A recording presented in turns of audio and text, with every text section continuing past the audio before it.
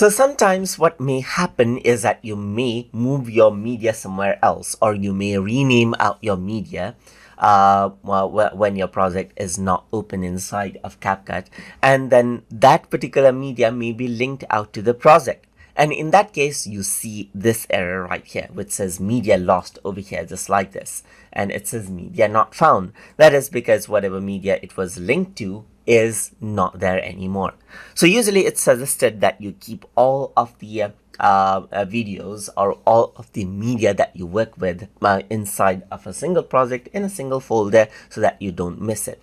But if you face this error anyway, then what you need to do is you need to go around and then select this media right here. So you can see that this is what you have. You need to right click on this particular media, and then you need to go around and click on link to media right here.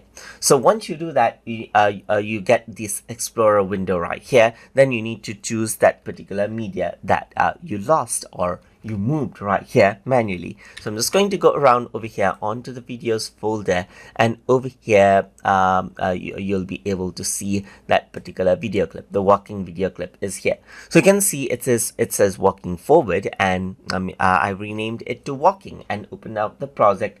Hence you saw this particular error right here. Once you go around and click on open, then what happens is that this video will open up right here, and it'll be corrected, as you can see, just like this. And that is how you can utilize the link to media feature to link out missing clips inside of CapCut desktop editor. So hope you guys learned something as always.